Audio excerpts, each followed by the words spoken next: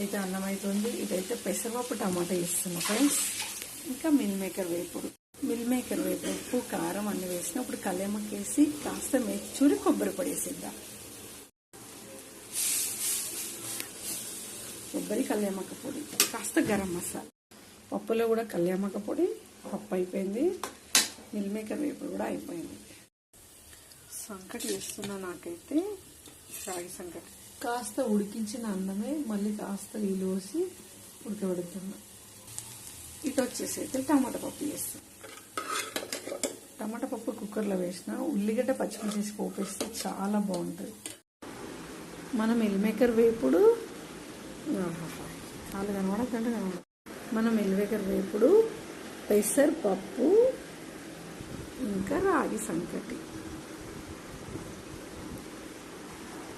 Please అండి, నచ్చితే like చేయండి.